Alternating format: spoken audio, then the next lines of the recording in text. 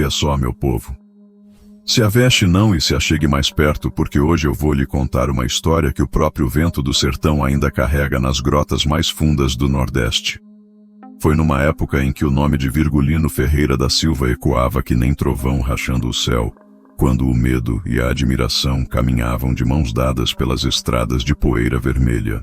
Dizem que foi no coração de Juazeiro do Norte, numa igreja simples de paredes caiadas, que a fé e a pólvora se encararam frente a frente, sem que nenhum tiro fosse disparado, mas com o peso de todas as balas que já tinham voado pelo sertão. Se você gosta dessas histórias brabas de cangaço, de homens que fizeram história na bala e na coragem, já deixe seu like para que o YouTube sempre te envie as melhores. Se inscreva no canal e comente de onde você está me assistindo, que eu fico arretado de saber. Porque essa que vou contar não é história de filme nem de livro bonito. É coisa que aconteceu mesmo, quando o sertão ainda era lei de rifle e palavra empenhada, valia mais que papel assinado. Era 1926, quando o sol de janeiro rachava que nem facão na terra seca, e o mandacaru já tinha perdido a esperança de florir. O sertão vivia numa vigília danada, dessas que deixa o povo com o coração aperreado e a alma em sobressalto. De Pernambuco a Paraíba, da Bahia ao Ceará, o nome de Lampião corria ligeiro que nem notícia de morte, levado pela boca dos vaqueiros, dos tropeiros, das mulheres na beira do açude, secando roupa. Virgulino Ferreira da Silva tinha virado lenda viva, dessas que o povo conta baixinho na beira do fogo, olhando por cima do ombro com medo de que o próprio diabo esteja escutando. Os coronéis tremiam feito vara verde, escondiam o dinheiro debaixo da terra e mandavam rezar missa pedindo proteção. As volantes do governo corriam atrás do bando que nem cachorro atrás de preá. Mas Lampião sempre estava 3 léguas à frente, sumindo na caatinga que nem fumaça no vento. Naquele tempo, o cangaço não era brincadeira de criança nem romance de cordel. Era coisa séria, de homem que acordava com o dedo no gatilho e dormia com um olho aberto. Lampião tinha transformado o sertão numa terra onde a lei era dele, onde o medo do seu nome valia mais que soldado armado. Quem mexesse com gente sua, conhecia o fio da sua navalha. Quem desrespeitasse sua palavra, virava adubo para os mandacaros. O povo simples, esse ficava no meio da encruzilhada. De um lado, admirava o cabra que não se dobrava para coronel nem para governo. Do outro, sabia que quando Lampião chegava numa feira, a coisa esquentava que nem panela no fogo, e sempre sobrava bala para quem não tivesse culpa de nada. Era um tempo esquisito, desses que a justiça andava de pernas trocadas, e ninguém sabia direito quem era mocinho e quem era vilão. Mas o que mais apertava o coração da gente simples era ver que o sertão estava virando um campo de guerra, onde pai não sabia se o filho voltava da feira, onde mulher ficava viúva sem nem saber por quê. O sangue tinha manchado tanta terra que nem a chuva, quando vinha, conseguia lavar.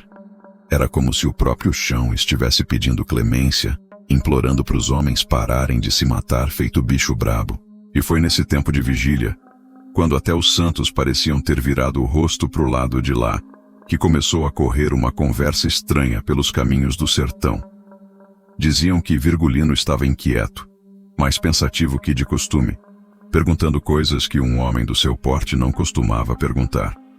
Falavam que ele andava sonhando com coisas esquisitas, visagens que vinham lhe cobrar as mortes que ele tinha espalhado pelo Nordeste. O vento que soprava das serras trazia um presságio danado, desses que faz até os mais brabos sentirem um frio na barriga. Lampião acordou naquela madrugada de janeiro, com o coração pesado que nem pedra de moer milho. Não era medo de bala nem de volante, porque disso ele já tinha visto tanto que nem ligava mais. Era outra coisa, uma sensação ruim que subia do peito e apertava a garganta, como se uma mão invisível tivesse puxado sua alma para conversar.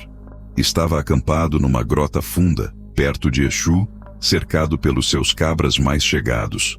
Azulão, Luiz Pedro, Mergulhão e outros que tinham jurado fidelidade até a morte.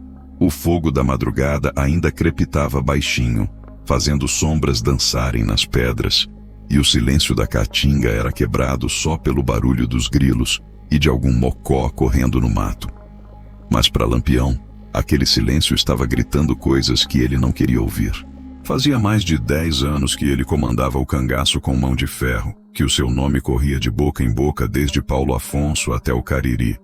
Tinha virado rei sem coroa, imperador de um reino de bala e facão, respeitado e temido desde o menino de rua até o coronel mais rico.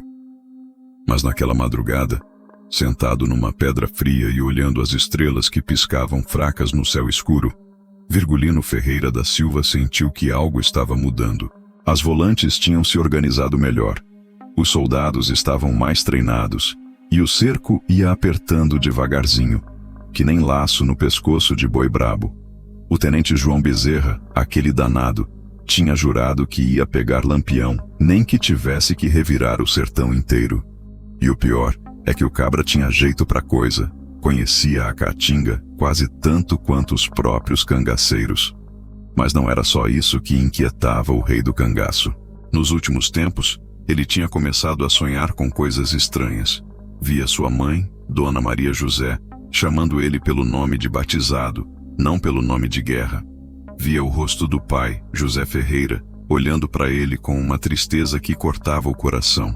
Sonhava com uma chuva de bala que não parava nunca, com um lugar escuro onde as vozes dos mortos ecoavam pedindo justiça. Acordo aperreado, com a camisa encharcada de suor frio, e a primeira coisa que vinha na cabeça era uma pergunta que não queria calar. Para onde é que tudo isso vai dar? Porque por mais brabo que fosse, por mais que tivesse se acostumado com o cheiro de pólvora e o gosto de sangue na boca, Lampião sabia que nada no mundo durava para sempre. Nem o mais valente dos cabras, nem o mais temido dos bandidos. Foi quando começou a ouvir falar do padre Cícero com outros ouvidos. Antes, o padrinho do Juazeiro era só mais um beato metido a santo, dessas figuras que o sertão criava de vez em quando para consolar pobre e enganar rico. Mas agora, quando escutava o nome do velho padre, Lampião sentia uma coisa diferente. Uma curiosidade danada, misturada com um respeito que ele mesmo não conseguia explicar. Talvez fosse porque o padre Cícero também mandava no seu pedaço. Também tinha o seu povo. Também sabia o que era carregar o peso de muitas vidas nas costas. A diferença é que um mandava com reza, o outro com bala. Um prometia o céu, o outro entregava o inferno. Mas os dois conheciam o sertão como ninguém. Sabiam que ali a coisa funcionava diferente do resto do mundo. E foi assim que nasceu na cabeça de Lampião uma ideia que nem ele mesmo acreditou no começo. Procurar o padre Cícero, não para se render, não para pedir perdão, mas para conversar de homem para homem, de líder para líder. Queria saber o que aquele velho sábio pensava sobre os rumos que o sertão estava tomando.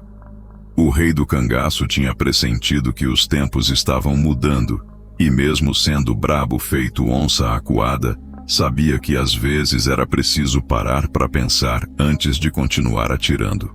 Quando o sol nasceu naquela manhã de janeiro, Juazeiro do Norte já fervia que nem panela de rapadura no fogo. A cidade santa do padre Cícero acordava todos os dias com uma multidão de fiéis, de sofredores, de gente que vinha de longe carregando promessa, esperança e o coração apertado de tanta necessidade. Desde a madrugada, as estradas que chegavam à cidade pareciam rios de gente. Vinham de pé, de jumento, de carro de boi, trazendo criança chorando, velho rezando, mulher cantando bendito. Uns chegavam para pagar promessa, outros para fazer pedido. Mas todo mundo vinha com a certeza de que ali morava um homem que tinha linha direta com o céu. O padre Cícero Romão Batista já tinha passado dos 60 anos, mas continuava firme que nem aroeira no meio da tempestade. Todos os dias, desde o clarear da aurora até o sol se esconder atrás da serra, ele recebia gente. Escutava a confissão de pobre, benzia menino doente, dava conselho para quem não sabia que rumo tomar na vida. Era o padrinho do Nordeste, o santo vivo que nunca negava um consolo para quem chegasse com o coração partido. Mas naquele dia tinha alguma coisa diferente no ar. Uma inquietação que nem os mais velhos conseguiam explicar direito. Os cachorros andavam agitados, Os pássaros voavam em círculos esquisitos, e até os santos dentro da igreja pareciam mais atentos, como se soubessem que algo importante ia acontecer. Na Igreja do Socorro, onde o padre Cícero celebrava suas missas e recebia os fiéis, tudo estava no seu lugar. O altar simples, mas bem cuidado. As imagens de santos olhando para baixo com seus olhos de madeira pintada. As velas grossas de cera que nunca se apagavam completamente. O cheiro de incenso misturado com suor de pobre e lágrima de penitente dava ao lugar um clima de sagrado que até os mais descrentes sentiam na pele. O povo que chegava naquela manhã comentava baixinho sobre uma conversa estranha que tinha corrido pela feira na véspera. Diziam que um homem de chapéu de couro tinha perguntado sobre os horários da missa, sobre os momentos em que o padre Cícero ficava sozinho na igreja. Não era pergunta de romeiro comum, era coisa de gente que sabia o que queria e não estava ali para turismo. Dona Conceição, que vendia rapadura na porta da igreja há mais de 20 anos, jurava que tinha visto sombras estranhas rondando a praça durante a madrugada. Não eram sombras de beato nem de penitente. Eram silhuetas de homem armado, dessas que só quem conhece o peso de um rifle no ombro consegue fazer. O sacristão, seu Raimundo, homem discreto e de poucas palavras, tinha achado marcas de esporas no chão de terra batida da nave. Marcas fundas de quem anda sempre montado e carrega ferro na cintura. Mas não comentou com ninguém, porque sabia que certas coisas é melhor deixar quietas até que se esclareçam por si próprias. Padre Cícero, que tinha o dom de sentir as coisas antes delas acontecerem, passou aquela manhã mais silencioso que de costume. Celebrou a missa das 6 horas com o mesmo fervor de sempre. Deu a bênção para os fiéis. Escutou as confissões matinais. Mas quem conhecia o velho padre notou que seus olhos estavam diferentes, mais atentos, como se estivessem esperando alguma coisa. Depois da missa das 9, quando a igreja ficou mais vazia e o movimento da manhã diminuiu um pouco, o padre Cícero se dirigiu para o seu gabinete nos fundos da igreja. Mas antes de entrar, parou na porta e olhou para trás, para o altar-mor, como se estivesse se despedindo de alguma coisa, ou se preparando para alguma coisa que ainda estava por vir. Lá fora, o sol de janeiro continuava rachando forte. A poeira vermelha subia dos cascos dos jumentos, e o povo continuava chegando para buscar consolo e bênção. Mas no ar pairava uma tensão diferente, como se todo o juazeiro estivesse segurando a respiração, esperando que algo importante acontecesse. O padrinho do Nordeste sabia que aquele não seria um dia comum.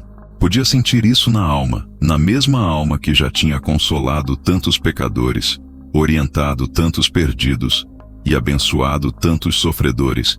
A Cidade Santa estava pronta para receber um visitante que ninguém esperava, mas que todos, de alguma forma misteriosa, já pressentiam. A Igreja do Socorro não era das maiores nem das mais enfeitadas do sertão, mas tinha uma coisa que as catedrais bonitas das capitais não tinham: alma. Construída com pedras da própria serra, com cal feita de osso de boi e suor de penitente, ela tinha crescido devagarzinho, tijolo por tijolo, reza por reza, lágrima por lágrima. Suas paredes caiadas de branco guardavam mais segredos que cartório de tabelião. Ali dentro tinham sido confessados pecados de coronel e de pobre, de sinhá e de escrava, de cangaceiro e de volante. O padre Cícero nunca quebrava o sigilo da confissão, mas as próprias paredes pareciam ter ouvidos, e quem prestava atenção podia sentir o peso de tanta alma penada que ainda rondava os bancos de madeira escura. O altar-mor era simples, mas imponente. Um crucifixo de madeira de aroeira dominava o centro, com um Cristo sofredor que parecia olhar diretamente para quem entrava de cabeça baixa. Aos lados, as imagens de Nossa Senhora das Dores e São Francisco de Assis pareciam guardiões silenciosos, testemunhas eternas de tudo o que ali acontecia. Uma mesa coberta com toalha de linho branco sustentava a Bíblia Sagrada, aberta sempre no mesmo versículo que o padre Cícero escolhia pela manhã. As velas grossas de cera, algumas já derretidas pela metade, outras recém-acesas, criavam uma luz amarelada que dançava nas paredes quando o vento entrava pelas frestas da porta. O cheiro era de incenso misturado com madeira velha, com suor de penitente e com alguma coisa mais, difícil de explicar, que só os lugares sagrados têm.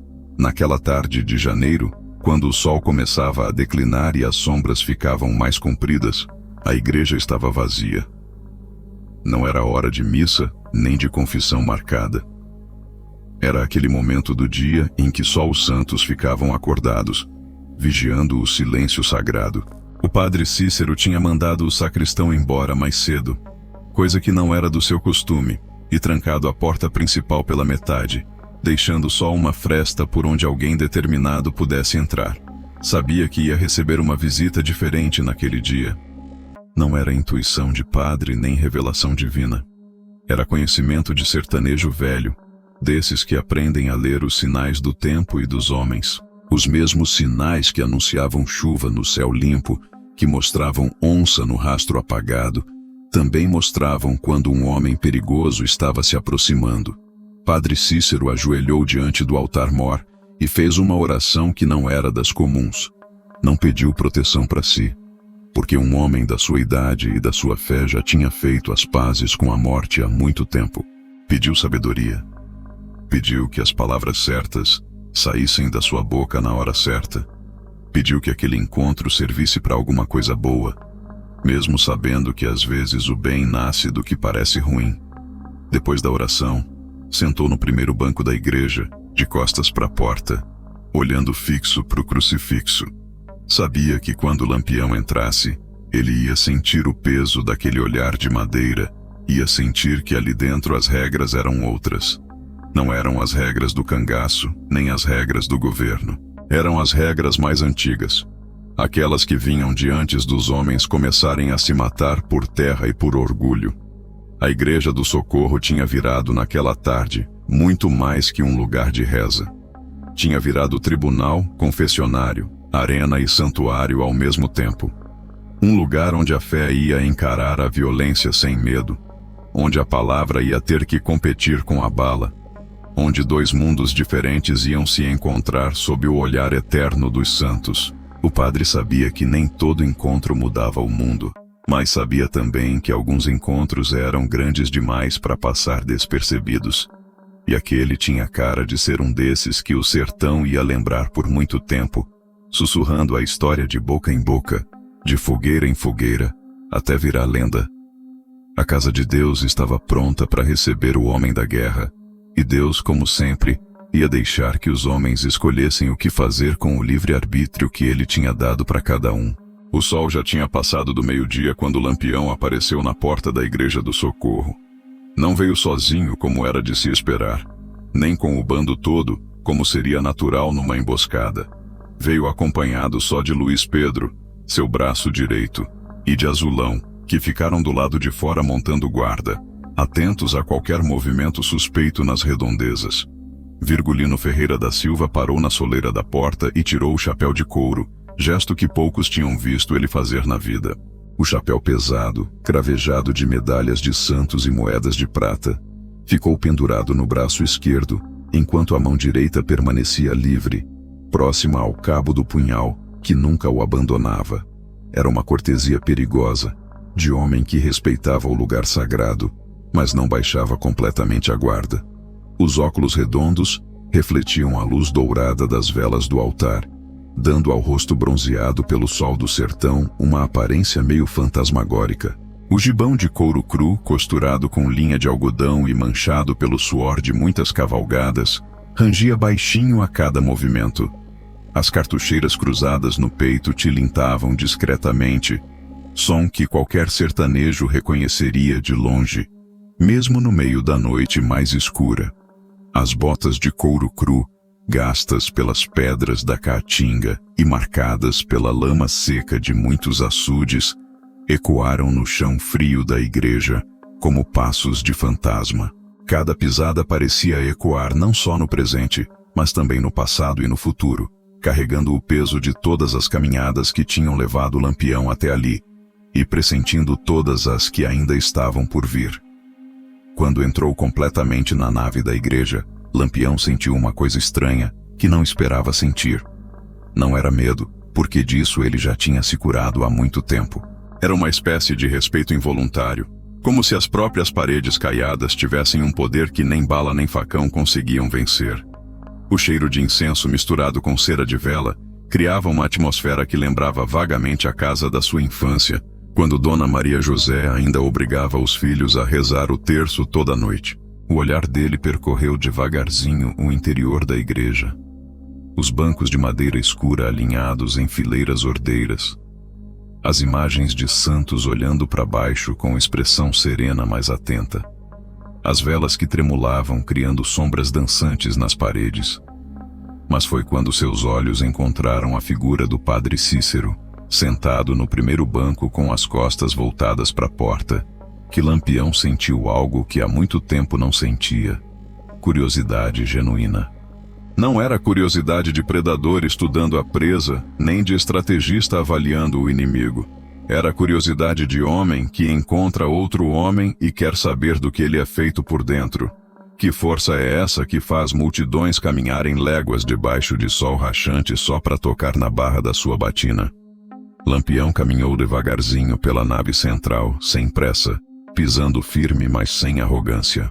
A cada passo que dava em direção ao altar, sentia que estava se aproximando não só de um homem, mas de alguma coisa maior, mais misteriosa.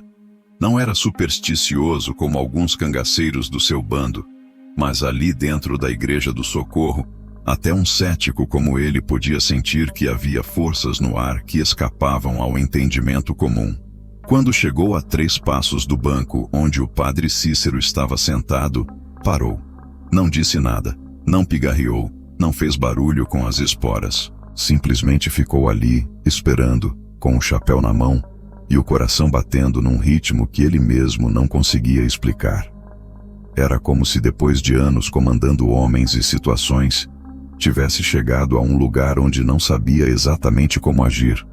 O rei do cangaço tinha entrado na casa de Deus não como invasor, não como conquistador, mas como um homem em busca de alguma coisa que nem ele mesmo sabia bem o que era. E pela primeira vez em muitos anos, Virgulino Ferreira da Silva estava disposto a escutar antes de falar, a perguntar antes de afirmar.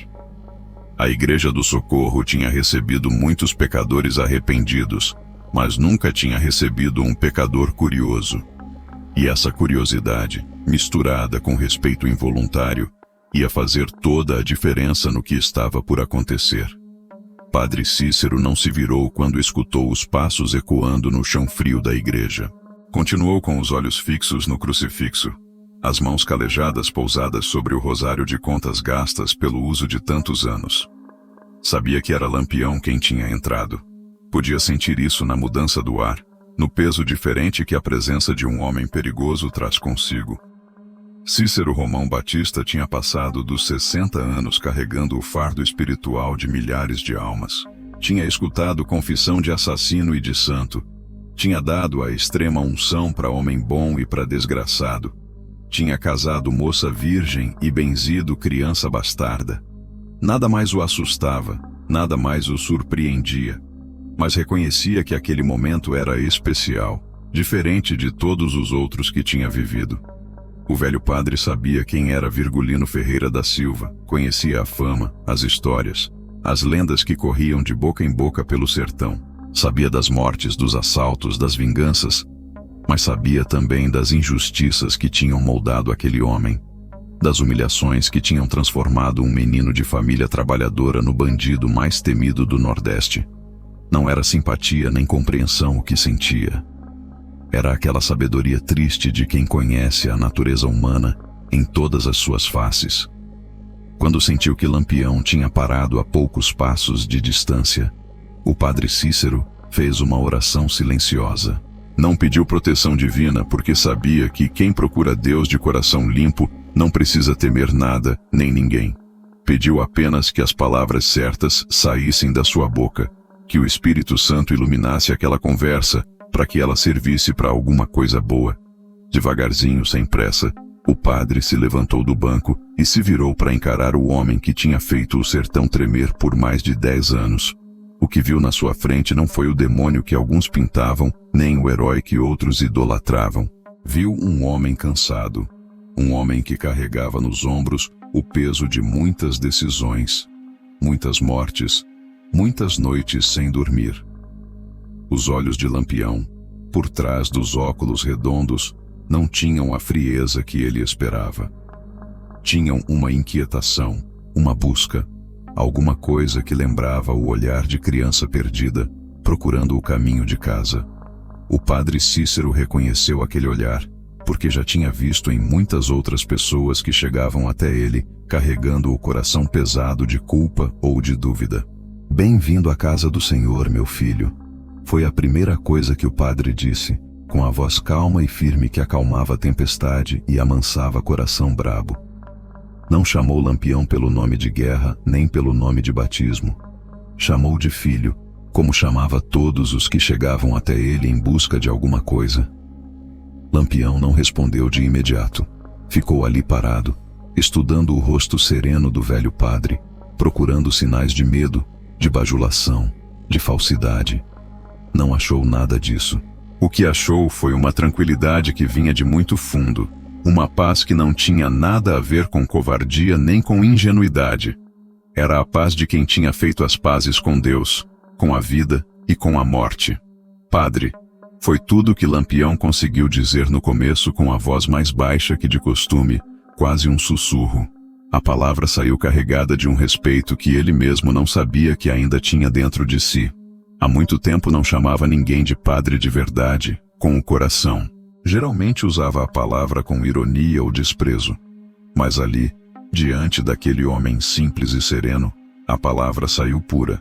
O padre Cícero fez um sinal com a cabeça, convidando Lampião para se sentar no banco ao lado do dele. Não era um convite de superior para inferior, nem de juiz para réu. Era um convite de homem para homem, de sertanejo para sertanejo, de alma cansada para alma cansada. Lampião hesitou por um momento, a mão ainda próxima ao cabo do punhal, o instinto ainda alerta, mas alguma coisa naquela igreja, naquele momento, naquele homem, fez com que ele relaxasse a guarda pela primeira vez em muitos anos.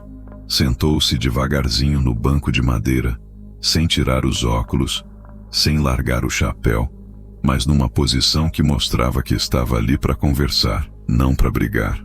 O padrinho do Nordeste tinha recebido o rei do cangaço como recebia todos os filhos perdidos, com firmeza, com serenidade e com uma sabedoria que vinha de muito mais longe que os livros de teologia. A conversa que mudaria o rumo de muitas vidas estava prestes a começar. Sob o olhar eterno dos santos e o peso silencioso de todas as orações que aquelas paredes tinham escutado. Por alguns minutos que pareceram horas, os dois homens ficaram ali sentados em silêncio, cada um estudando o outro sem disfarce nem cerimônia. Era um silêncio pesado, carregado de tudo que não precisava ser dito: a fama, as mortes, as lendas, o medo, o respeito. Um silêncio que só acontece quando duas forças da natureza se encontram frente a frente e precisam decidir se vão se destruir ou se entender. Lampião mantinha os óculos redondos no rosto, mas por trás das lentes, o padre Cícero podia ver olhos que carregavam mais cansaço do que qualquer homem de 40 anos deveria carregar. Não era cansaço de corpo, era cansaço de alma, daquelas almas que passaram por situações demais, viram sangue demais, tomaram decisões pesadas demais. O padre, por sua vez, tinha as mãos entrelaçadas sobre o rosário, numa posição que não era de reza nem de defesa. Era a posição de quem espera com paciência, de quem sabe que certas conversas não podem ser apressadas. Seus olhos claros, marcados pelas rugas de quem sorriu e chorou na medida certa, estudavam o rosto de Lampião com a mesma atenção que dava aos versículos da Bíblia. A luz amarelada das velas continuava dançando nas paredes, criando sombras que pareciam se mover como almas inquietas. O crucifixo de aroeira no altar-mor parecia mais presente que nunca, como se o próprio Cristo estivesse ali, testemunhando aquele encontro impossível entre a fé e a violência, entre o perdão e a vingança. Foi Lampião quem quebrou o silêncio, mas não com as palavras que qualquer um esperaria de um homem da sua laia. Não foi ameaça nem bravata. Não foi pedido de absolvição, nem confissão de pecados. Foi uma pergunta simples, feita com a voz baixa de quem realmente quer saber a resposta. Padre, o senhor acha que um homem pode mudar o que ele é, mesmo depois de ter ido longe demais?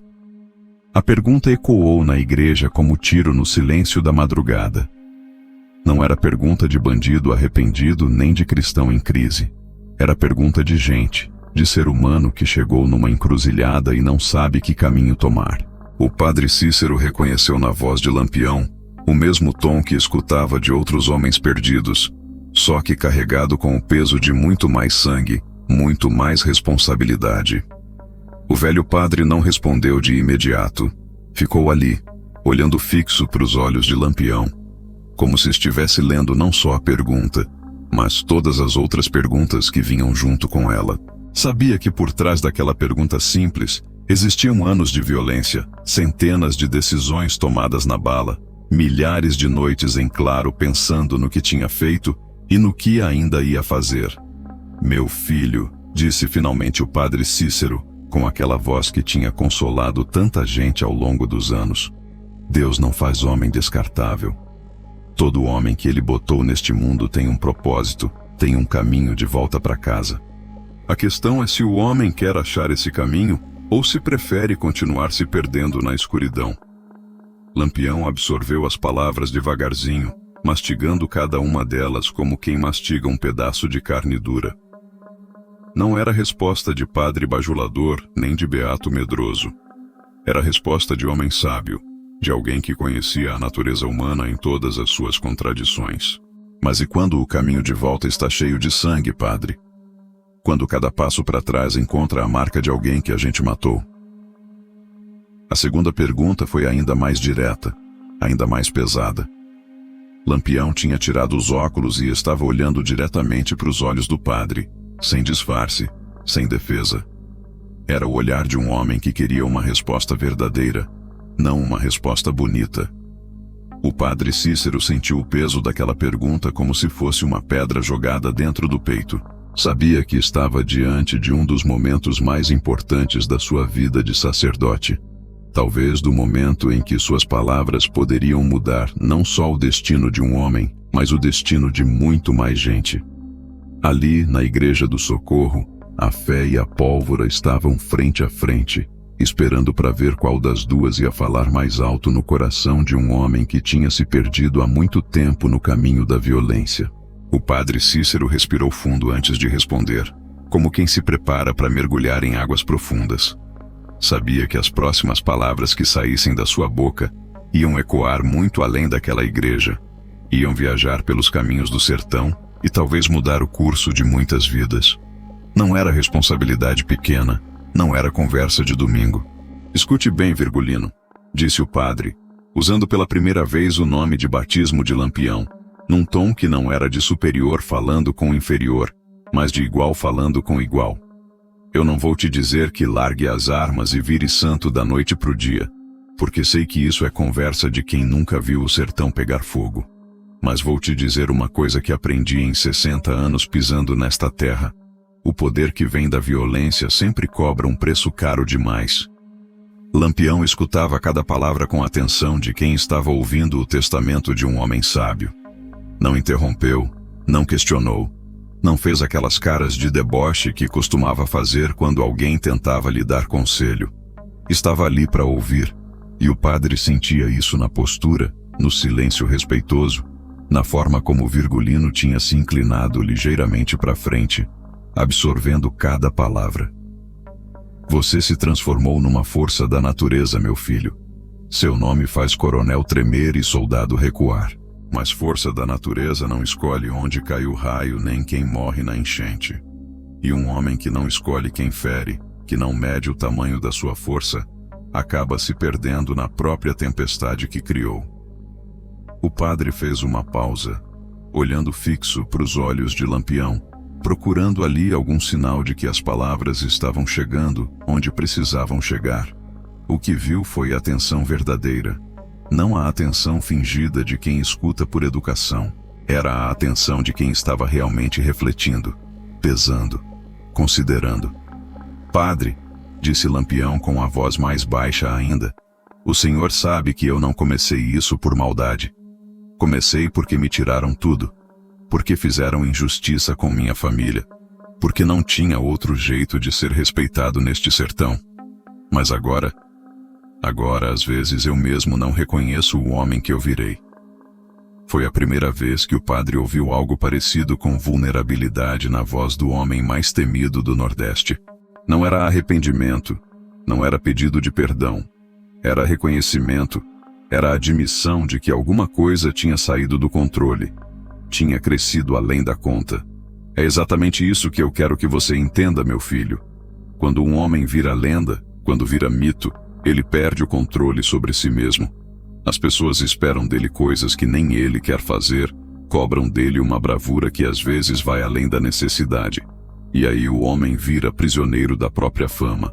O padre Cícero se levantou devagarzinho e caminhou até a imagem de São Francisco de Assis.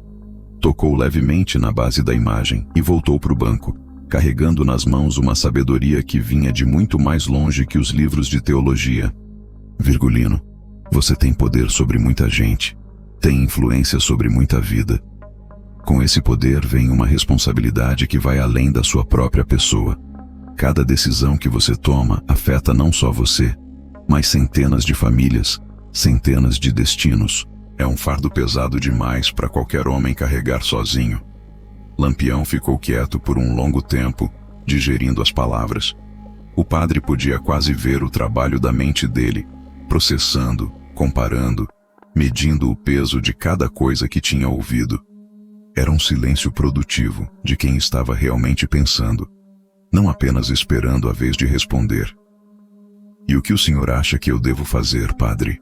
Porque parar agora pode significar morrer. As volantes não vão parar de me perseguir só porque eu resolver virar homem de bem. E tem muita gente que conta comigo, que depende de mim para sobreviver neste sertão brabo. A pergunta era real, prática, cheia das complicações que a vida verdadeira sempre traz. O padre Cícero reconheceu ali a inteligência do homem, a capacidade de pensar além do momento imediato. Não era pergunta de bandido burro, nem de fanático cego. Era pergunta de líder que sabia das consequências de qualquer decisão que tomasse. Eu não vou te dar ordem, Virgulino, porque ordem só Deus pode dar. Mas vou te dar um conselho. Use o poder que você tem para construir alguma coisa, não só para destruir. O sertão precisa de liderança. Precisa de gente forte que olhe pelo povo sofrido.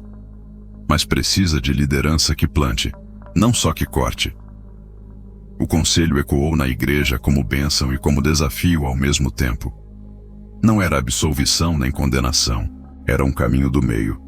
Uma possibilidade de transformar força destrutiva em força construtiva, sem negar a realidade dura do mundo em que viviam. Depois das palavras do padre Cícero, desceu sobre a igreja um silêncio diferente de todos os outros que tinham acontecido naquela tarde. Não era mais o silêncio da espera nem o silêncio do estudo mútuo. Era o silêncio da reflexão profunda, daqueles momentos em que uma alma humana para se olhar no espelho e reconhecer o que vê refletido ali. Lampião ficou com os olhos fixos no chão de pedra da igreja, mas o padre podia ver que ele não estava vendo o chão. Estava vendo o passado, o presente e talvez tentando enxergar alguma coisa do futuro. As mãos dele, sempre ágeis, sempre prontas para puxar uma arma, estavam paradas sobre os joelhos, numa quietude que o próprio Lampião não reconhecia em si mesmo. Era a primeira vez em muitos anos que Virgulino Ferreira da Silva ficava em silêncio, não por estratégia, não por cautela, mas por necessidade interior. As palavras do padre tinham mexido com alguma coisa lá no fundo da alma. Tinham tocado numa parte dele que estava meio adormecida debaixo de tantos anos de violência e comando. O padre Cícero respeitou aquele silêncio como respeitava o silêncio da confissão, sabendo que há momentos em que a alma humana precisa de tempo para processar verdades difíceis. Continuou sentado ao lado de Lampião, as mãos sobre o rosário, mas sem rezar em voz alta. Era uma presença silenciosa, uma companhia que não julgava nem pressionava. As velas da igreja continuavam tremulando, projetando sombras que dançavam nas paredes como se fossem os próprios pensamentos de Lampião, se movimentando, se reorganizando, procurando um novo lugar para se acomodar. O crucifixo no altar-mor parecia mais presente que nunca, como se o Cristo de madeira estivesse participando daquele momento de silêncio e reflexão. Quando Lampião finalmente levantou os olhos, o padre Cícero viu ali uma coisa que não esperava ver. Lágrimas. Não eram lágrimas de arrependimento dramático nem de conversão súbita. Eram lágrimas de cansaço, de alívio, de quem tinha carregado um peso sozinho por tempo demais e finalmente encontrou alguém que podia entender o tamanho da carga. Padre, disse Lampião com a voz embargada, faz muito tempo que ninguém fala comigo como gente, como ser humano. Há anos que só escuto bajulação de quem tem medo ou ódio de quem quer me ver morto. O senhor falou comigo como meu pai falaria se ainda estivesse vivo. A confissão saiu devagarzinho, cada palavra pesada de verdade. O padre sentiu o coração apertar, reconhecendo ali o menino perdido que existia dentro do homem mais temido do sertão. Era sempre assim. Por baixo de toda dureza, de toda violência, sempre havia uma criança que tinha apanhado demais da vida. Eu não sei se consigo fazer o que o senhor está sugerindo, continuou Lampião, limpando os olhos com as costas da mão de forma discreta. Mas sei que não consigo continuar fazendo só o que eu tenho feito. Tem noites que eu acordo com o coração disparado, sonhando com gente que eu matei, gente que talvez não precisasse ter morrido. O padre Cícero pôs a mão no ombro de Lampião, um gesto simples mas carregado de significado. Não era a mão de um juiz condenando, nem a mão de um salvador absolvendo. Era a mão de um homem tocando outro homem, reconhecendo a humanidade que existia ali apesar de tudo. Virgulino, o fato de você estar aqui, o fato de você estar fazendo essas perguntas, já mostra que ainda há esperança. Homem perdido de verdade não procura conselho, não questiona o próprio caminho. Você ainda tem escolha. Ainda pode decidir que tipo de legado quer deixar para esse sertão. Lampião assentiu devagarzinho, como quem está digerindo uma verdade amarga mas necessária. O silêncio voltou, mas agora era um silêncio mais leve, menos pesado. Era o silêncio de quem tinha botado para fora uma angústia que estava guardada há muito tempo. Lá fora, o sol já estava se encaminhando para o poente, pintando a igreja com uma luz avermelhada que entrava pelas frestas e criava uma atmosfera quase sobrenatural. Era como se o próprio sertão estivesse testemunhando aquele momento, como se a terra rachada e os mandacaros espinhosos estivessem segurando a respiração, esperando para ver que decisão ia nascer daquela conversa. O silêncio que pesava mais que bala tinha feito seu trabalho, tinha aberto um espaço na alma de Lampião, onde a reflexão podia acontecer, onde a mudança podia começar a germinar como semente em terra preparada. Pela primeira vez em muitos anos, Virgulino Ferreira da Silva tinha escutado sem interromper, tinha refletido sem se defender, tinha se permitido ser apenas humano dentro da casa de Deus. À medida que o sol se punha lá fora, a Igreja do Socorro ia ganhando uma atmosfera ainda mais solene, quase sobrenatural. As velas grossas de cera continuavam queimando devagarzinho, criando uma luz dourada que parecia vir de outro mundo. As sombras dançavam nas paredes caiadas como almas inquietas, e o próprio altar-mor parecia mais presente, mais vivo, como se estivesse testemunhando cada palavra, cada silêncio, cada olhar trocado entre aqueles dois homens. O crucifixo de aroeira no centro do altar parecia ter ganho vida própria.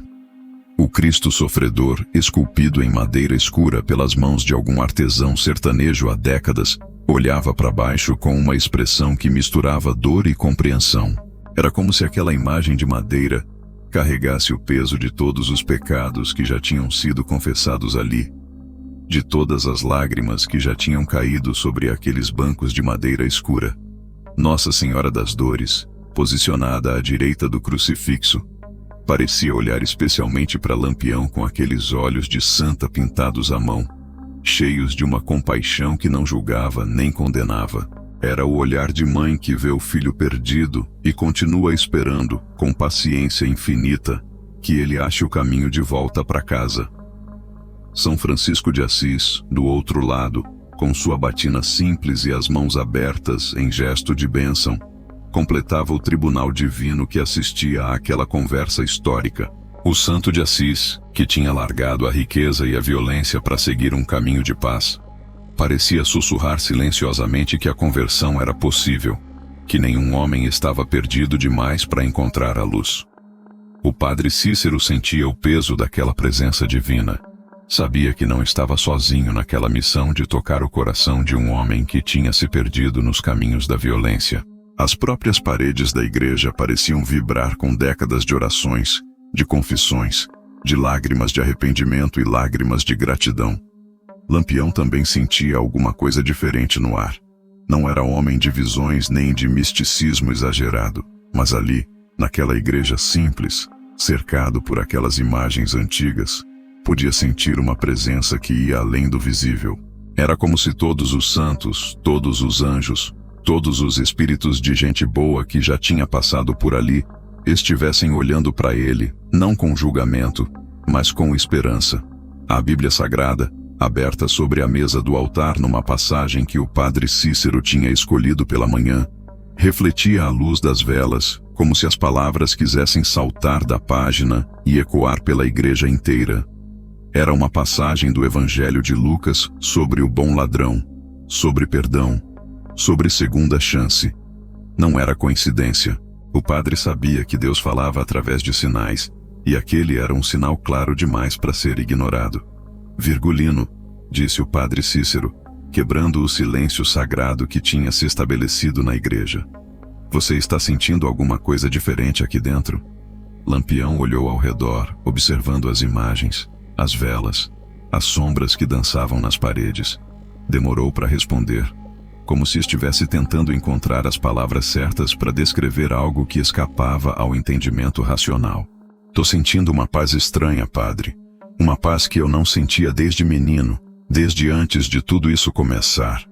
É como se este lugar tivesse alguma força que acalma até o coração mais aperreado. A confissão saiu baixinho, quase um sussurro, mas ecoou pela igreja inteira. O padre Cícero assentiu com um sorriso triste nos lábios, reconhecendo ali o poder da fé. O poder da casa de Deus de tocar até o coração mais empedernido. Essa paz que você está sentindo, meu filho, existe dentro de você também. Só que ela ficou soterrada debaixo de muita raiva, muita dor, muita violência. Mas ela está lá, esperando para ser descoberta de novo. O altar continuava ali, testemunha silenciosa daquele momento em que um homem começava a reencontrar sua própria humanidade perdida. As imagens dos santos pareciam sorrir discretamente, sabendo que uma semente de esperança tinha sido plantada naquela tarde de janeiro, numa igreja simples do interior do Ceará. A casa de Deus tinha cumprido seu papel de santuário, de refúgio, de lugar onde até o mais perdido dos filhos podia encontrar um momento de paz e uma possibilidade de recomeço. O padre Cícero sabia que aquela conversa estava chegando ao fim, mas sentia que ainda havia uma coisa importante a ser dita. Não era absolvição nem condenação. Era algo mais sutil, mais profundo, mais perigoso. Era um aviso velado, daqueles que os sábios do sertão dão quando veem uma tempestade se formando no horizonte. Levantou-se devagarzinho do banco e caminhou até a janela lateral da igreja, de onde podia ver o sol se pondo atrás da Serra do Araripe. A luz avermelhada do entardecer pintava a caatinga com cores de sangue e ouro, criando uma paisagem que parecia saída de uma visão profética. Era o tipo de pôr do sol que fazia até os mais céticos pensarem em destino, em sinais, em coisas maiores que a compreensão humana. Virgulino, disse o padre sem se virar, ainda olhando para a paisagem lá fora. Eu vou te dizer uma coisa que aprendi em todos esses anos cuidando de alma de gente. Quem vive pela espada perece. Não é ameaça, não é maldição, é lei da natureza, mais certa que a chuva depois da trovoada. Lampião sentiu um frio na barriga ao ouvir essas palavras. Não era medo de morrer, porque disso ele já tinha se libertado há muito tempo. Era alguma coisa mais profunda, um pressentimento de que aquelas palavras carregavam mais verdade do que ele gostaria de admitir. O padre se virou e voltou para o banco, sentando-se de frente para Lampião dessa vez, olhando direto nos olhos dele com uma seriedade que cortava mais fundo que qualquer navalha. Você se transformou numa força da natureza, mas força da natureza não tem controle sobre o próprio destino. Furacão não escolhe onde vai parar. Rio cheio não escolhe que ponte vai derrubar. E homem que vira lenda, homem que vira mito, perde o controle sobre a própria morte. As palavras do padre ecoaram na igreja como profecia bíblica, carregadas de um peso que ia muito além do momento presente. Lampião sabia que não era conversa de padre medroso tentando assustá-lo. Era conselho de homem sábio, daqueles que sabem ler o futuro nas entrelinhas do presente. O que o senhor está querendo me dizer, padre? Tô querendo dizer que você chegou num ponto em que não é mais você que decide o seu destino. É a lenda que você criou em volta do seu nome que decide por você. Os inimigos que você fez, os amigos que você desapontou, as volantes que você humilhou, tudo isso está se juntando feito nuvem de tempestade. E quando a tempestade explodir, nem eu, nem você, nem ninguém vai poder controlar o vendaval. Lampião ficou quieto por um longo tempo, digerindo cada palavra. Sabia que o padre estava certo. Podia sentir isso nos ossos, na alma, naquela intuição que todo sertanejo aprende a respeitar. Há meses que sentia o cerco se fechando, as volantes se organizando melhor, os coiteiros ficando com medo de ajudar. E o que o senhor acha que eu devo fazer com isso? O padre Cícero suspirou fundo antes de responder, como se estivesse carregando todo o peso do mundo nos ombros. Eu acho que você deve usar o tempo que ainda tem para fazer alguma coisa de bom, alguma coisa que valha a pena. Porque quando um homem sabe que o tempo está contado, cada dia vira uma oportunidade de deixar uma marca boa neste mundo. Não é sobreviver mais, Virgulino. É sobreviver melhor. O aviso estava dado. Não era sentença de morte nem pedido de rendição. Era algo mais sutil e mais poderoso. Era a sugestão de que um homem podia escolher como queria ser lembrado, mesmo sabendo que o fim estava se aproximando. Lampião sentiu o peso daquela verdade como uma pedra no peito. Mas junto com o peso veio também uma estranha sensação de alívio, como se alguém tivesse finalmente colocado em palavras algo que ele sentia há muito tempo, mas não conseguia explicar. O aviso velado do padre Cícero tinha plantado uma semente de urgência no coração de Lampião. Uma urgência não de fugir da morte, mas de dar sentido aos dias que ainda restavam, de transformar o tempo que sobrava em algo que valesse a pena ser lembrado. A Igreja do Socorro tinha testemunhado não só uma conversa entre dois homens, mas uma profecia sendo entregue e aceita, um destino sendo reconhecido, e talvez uma pequena possibilidade de redenção sendo oferecida. Quando Lampião se levantou do banco da igreja, fez isso devagarzinho, como quem estava carregando um peso novo nos ombros. Não era o peso das armas, nem o peso da responsabilidade de liderar um bando. Era o peso da consciência, da reflexão, da verdade que tinha sido colocada diante dele sem disfarces nem falsidade. Colocou os óculos redondos de volta no rosto e ajeitou o chapéu de couro na cabeça. Mas os gestos não tinham mais a arrogância de antes. Era como se alguma coisa fundamental tivesse mudado ali dentro. Alguma coisa que não dava para ver, mas que podia ser sentida por qualquer um que conhecesse bem o homem. O padre Cícero também se levantou, estendendo a mão para Lampião numa despedida que não era de padre para penitente, nem de juiz para réu. Era despedida de homem para homem, de sertanejo para sertanejo, de alma cansada para alma cansada que tinha encontrado um momento de entendimento mútuo. Padre, disse Lampião, apertando a mão do velho com uma firmeza que transmitia respeito verdadeiro. Eu não sei se vou conseguir ser o homem que o senhor acha que eu posso ser, mas sei que nunca mais vou ser exatamente o mesmo que eu era quando entrei por aquela porta. A confissão saiu carregada de sinceridade, sem dramatismo nem falsa humildade. Era reconhecimento simples de que alguma coisa tinha mudado, de que uma semente tinha sido plantada mesmo sem garantia de que ia germinar. É isso que eu queria ouvir, meu filho. Deus não exige perfeição de ninguém, só exige que a gente se permita crescer, mudar, aprender.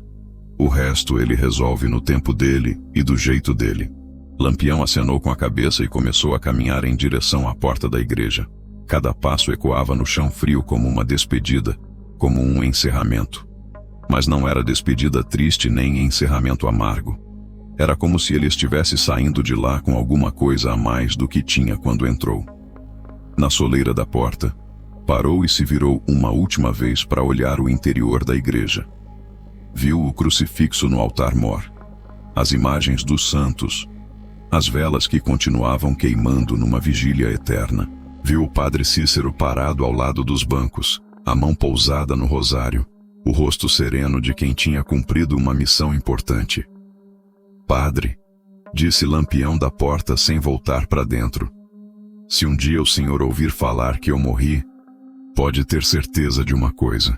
Eu morri sabendo que ainda existem homens de bem neste mundo.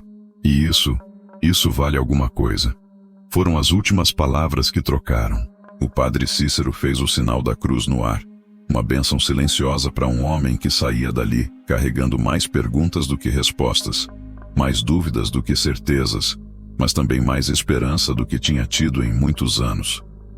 Lampião saiu da igreja sem olhar para trás, sem pressa, mas sem hesitação. Do lado de fora, Luiz Pedro e Azulão o esperavam com os cavalos preparados, atentos a qualquer movimento suspeito nas redondezas. Mas quando viram o rosto do chefe, perceberam que alguma coisa tinha mudado. Não perguntaram nada, apenas montaram e seguiram Lampião para fora de Juazeiro do Norte. O sol já tinha se escondido completamente atrás da serra, e a primeira estrela começava a piscar no céu escuro.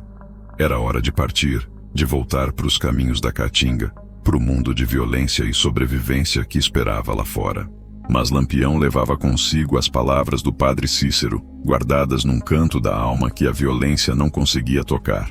A saída sem glória da Igreja do Socorro marcou o fim de um encontro que o sertão inteiro ia lembrar por gerações. Não tinha sido encontro de rendição nem de conversão milagrosa. Tinha sido encontro de reconhecimento, de reflexão, de um momento em que a humanidade brilhou mais forte que a lenda. O rei do cangaço tinha saído da casa de Deus ainda sendo quem era, mas carregando dentro de si a semente de quem podia vir a ser. E às vezes, no sertão brabo da vida, isso é tudo que um homem pode esperar. Uma chance de plantar esperança no meio da desolação. Como toda história que marca o sertão, a notícia do encontro entre Lampião e padre Cícero não ficou guardada dentro das paredes da Igreja do Socorro por muito tempo. Antes mesmo do sol nascer no dia seguinte, já havia gente sussurrando nas feiras de Juazeiro, nas casas de farinha da redondeza, nos terreiros onde os vaqueiros se juntavam para contar os causos da semana. Dona Conceição, a vendedora de rapadura que tinha visto as sombras estranhas na madrugada, foi a primeira a espalhar que alguma coisa diferente tinha acontecido na igreja. Não sabia direito o quê, mas jurava de pé junto que tinha visto o homem armado entrando na casa de Deus na hora em que o sol ia se pondo. E quando Dona Conceição falava, meio Juazeiro parava para escutar. Seu Raimundo, o sacristão, continuou calado como sempre, mas quem conhecia o velho notou que ele andava diferente, mais pensativo, como se tivesse presenciado alguma coisa importante demais para ser contada de qualquer jeito. Quando alguém perguntava sobre as marcas de esporas que ele tinha achado no chão da igreja, só balançava a cabeça e mudava de assunto. Mas foi na feira de sábado que a história começou a ganhar corpo de verdade. Apareceu um tropeiro vindo de Exu que jurava ter visto Lampião saindo de Juazeiro numa quinta-feira de tarde, cavalgando devagar, mais quieto que de costume, sem a pressa de quem está fugindo de volante. O homem parecia diferente, dizia o tropeiro, mais pensativo, como se tivesse alguma coisa pesada rolando na cabeça. A notícia correu que nem rastilho de pólvora, de feira em feira, de casa em casa, De boca em boca, a história foi crescendo, ganhando detalhes, se transformando na coisa que sempre acontece no sertão, quando um fato vira lenda. Alguns diziam que Lampião tinha se confessado e largado as armas. Outros juravam que o padre Cícero tinha dado uma bronca no rei do cangaço e mandado ele embora de orelha baixa.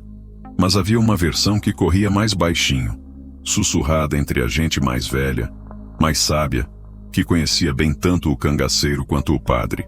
Essa versão dizia que os dois homens tinham se encontrado de igual para igual, que tinham conversado como quem se respeita, que alguma coisa importante tinha sido dita, mas ninguém sabia direito o quê. O padre Cícero, como sempre, não confirmou nem negou nada. Quando perguntavam sobre o assunto, só sorria com aquele jeito sereno dele e dizia que a casa de Deus estava sempre aberta para quem quisesse entrar de coração limpo. Não era confirmação nem era negativa.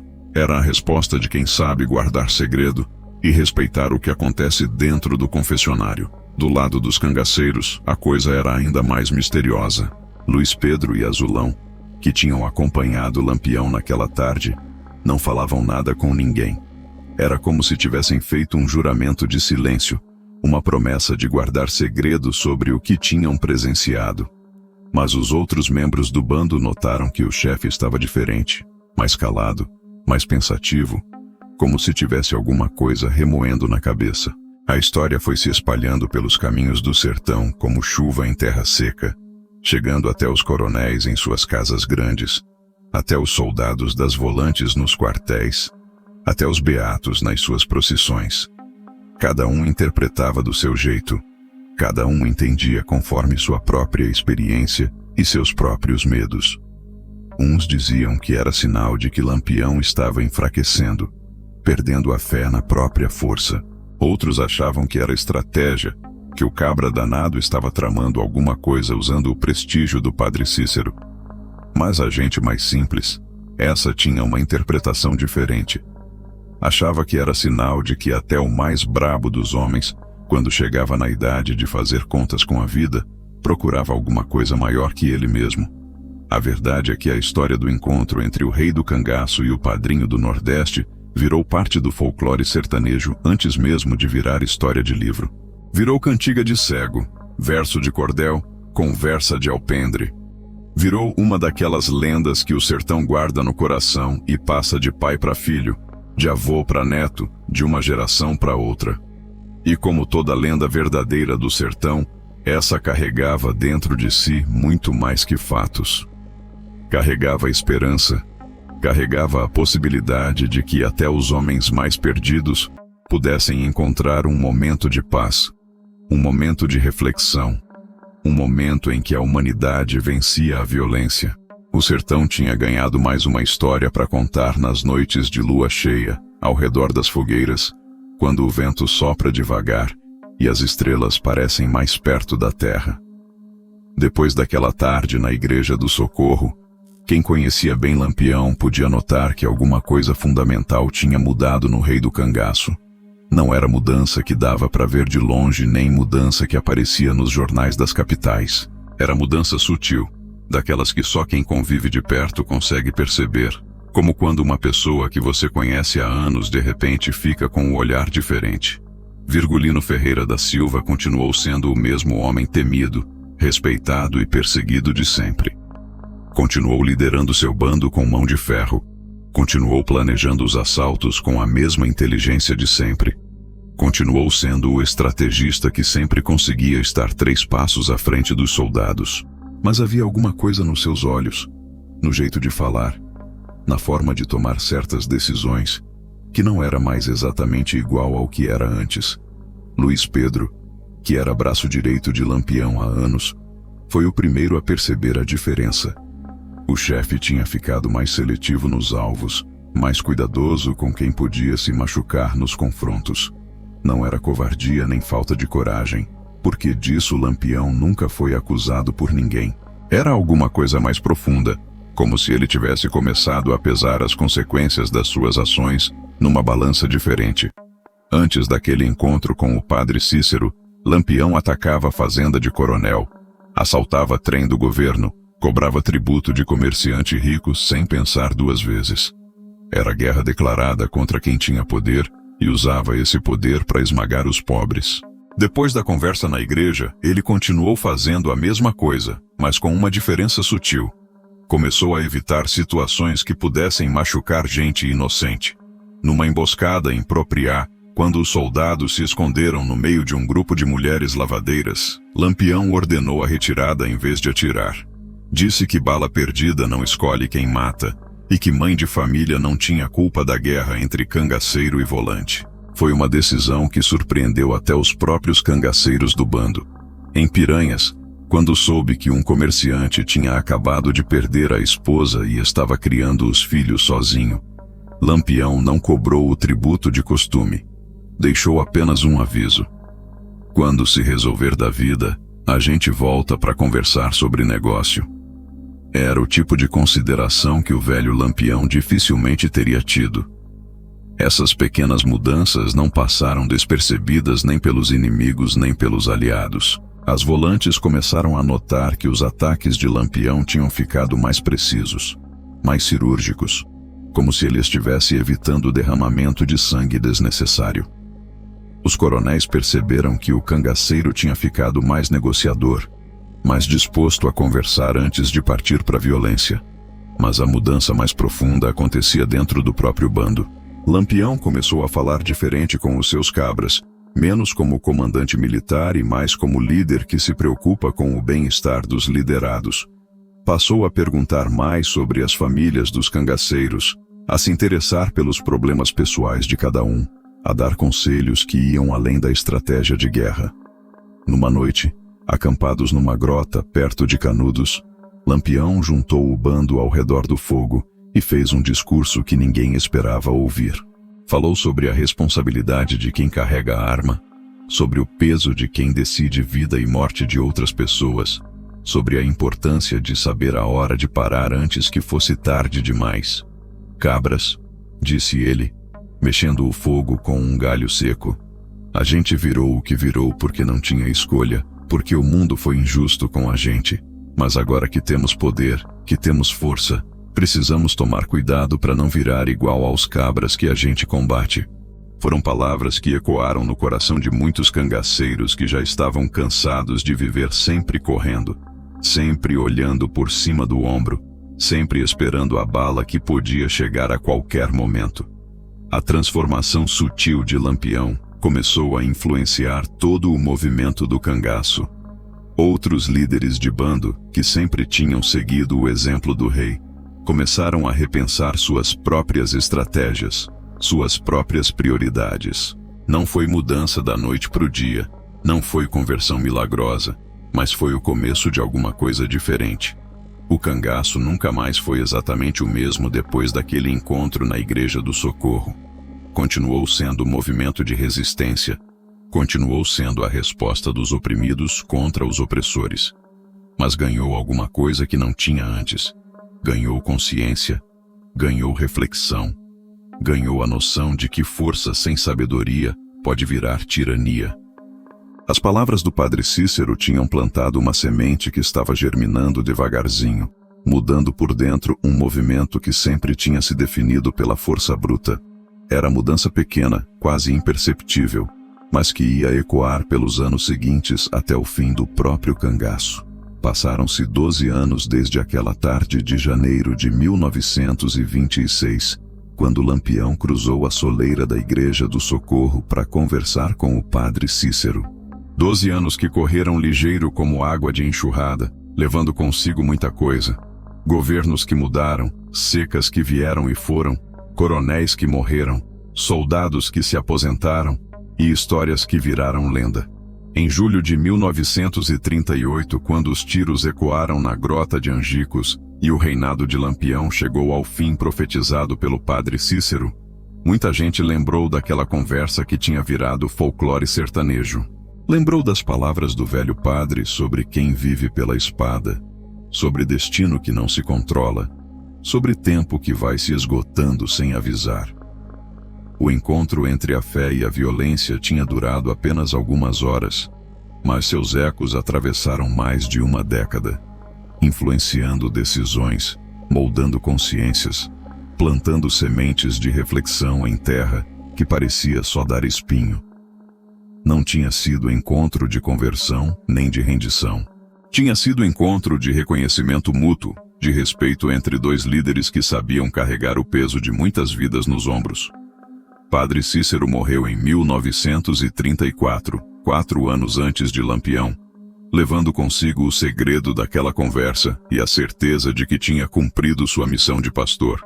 Nos últimos anos de vida, sempre que alguém perguntava sobre o famoso encontro, ele sorria com aquele jeito sereno e dizia: Deus trabalha de formas misteriosas, meu filho.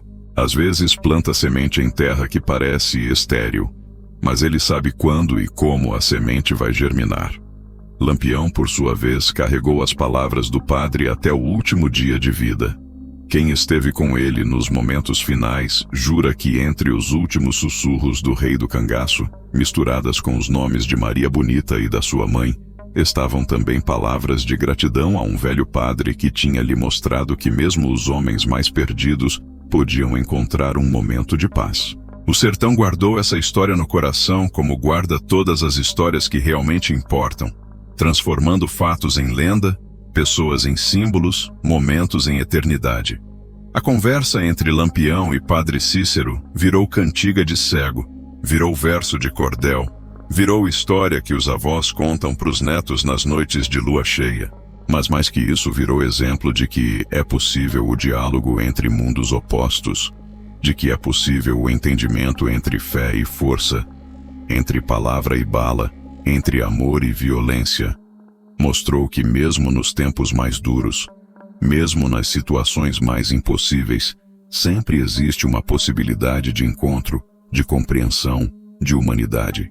Aquele encontro na igreja simples de Juazeiro do Norte provou que nem todo herói precisa ser perfeito, nem todo pecador está perdido para sempre, nem toda violência nasce do mal puro, nem toda fé é ingenuidade. Mostrou que a vida real é feita de nuances, de contradições, de pessoas complexas que carregam dentro de si tanto a capacidade de destruir quanto a capacidade de construir. O dia em que Padre Cícero aconselhou Lampião entrou para a história não como dia de milagre, nem como dia de conversão. Entrou como dia em que dois homens se encontraram na sua humanidade comum. Reconheceram um no outro a dignidade que todo ser humano carrega, independentemente dos caminhos que escolheu seguir. Foi o dia em que a fé encarou a violência sem medo, em que a violência escutou a fé sem desprezo, em que o sertão ganhou mais uma prova de que até nas situações mais extremas sempre existe espaço para compreensão, para respeito, para esperança. E quando o vento sopra forte nas noites de inverno, quando a lua ilumina as grotas onde os cangaceiros se escondiam, quando o silêncio da caatinga fica mais profundo, ainda é possível escutar o eco daquela conversa reverberando pelo sertão adentro, lembrando que todo homem carrega dentro de si a possibilidade de ser melhor do que as circunstâncias o obrigaram a ser. Porque quem morreu não calou, virou canto no vento, reza no mato, ensinamento que passa de geração em geração. Virou memória viva que ecoa pelos caminhos de terra, onde a poeira ainda guarda as pegadas daqueles que fizeram a história do Nordeste, com sangue, suor e lágrima. Virou lenda eterna que continua sussurrando para os corações que sabem escutar. Mesmo na escuridão mais fechada, sempre existe uma fresta por onde a luz pode entrar.